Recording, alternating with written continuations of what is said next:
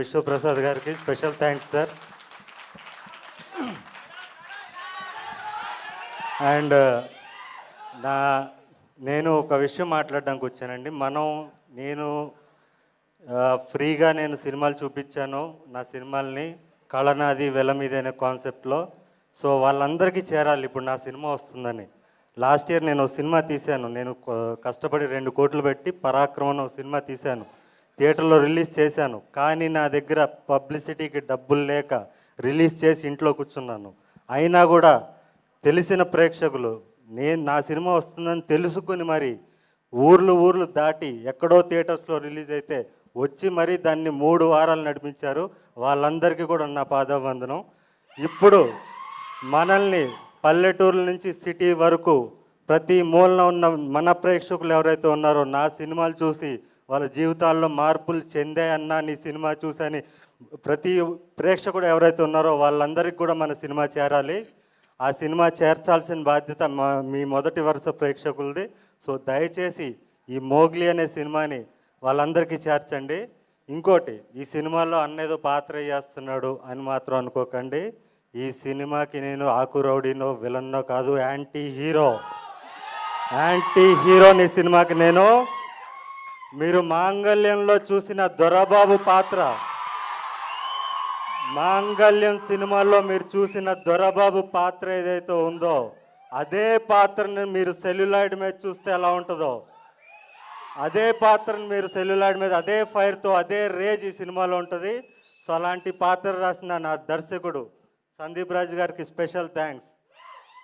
మీరందరూ సినిమాకి దూరమైన ప్రేక్షకులందరూ కూడా నాకు దగ్గరయ్యారు. మీ అందరికీ నాది కళనాది వెల మీద అనే కాన్సెప్ట్లో నేను సినిమా చూపించాను.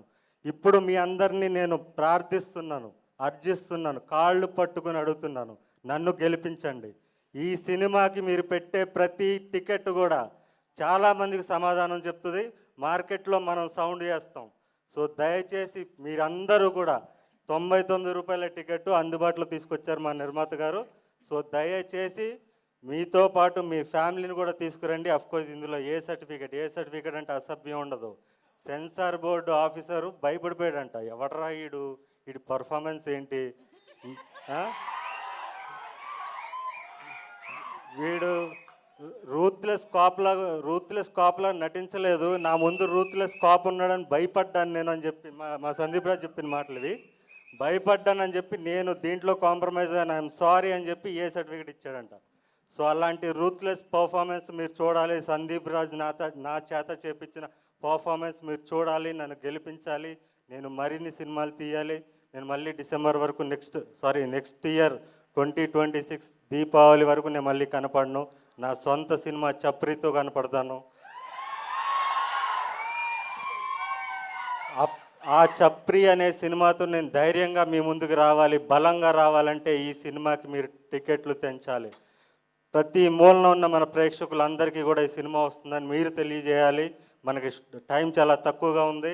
సో అండ్ బాలయ్య గారి అభిమానులు, అఖండ సినిమా చూసే అభిమానులు కూడా మీరు back to back, of course Balayya cinema అంటే బ్యాక్ టు బ్యాక్ షోలు వేసుకుని చూస్తారు ఖచ్చితంగా. 3 షోలు చూస్తే ఒక్క షో మోగ్లీ కోసం ఇవ్వండి. ఎక్కడున్న వాళ్ళన్నా కూడా బాలకృష్ణ అభిమానులందరికీ కూడా నేను చెప్తున్నాను, 3 షో బాలయ్యకి ఇవ్వండి, ఒక్క షో మాకు ఇవ్వండి. ఈ సినిమా డెఫినెట్లీ మీ అందరికీ నచ్చుతుంది. యూత్ ఖచ్చితంగా రావాలి. అండ్ నన్ను దొరబాబుగా మాంగళ్యంలో చూసిన ప్రతి ప్రేక్షకుడు కూడా, మీరు బిగ్ స్క్రీన్ మీద దొరబాబుని చూడాలంటే నోలాన్ని చూస్తారు మీరు.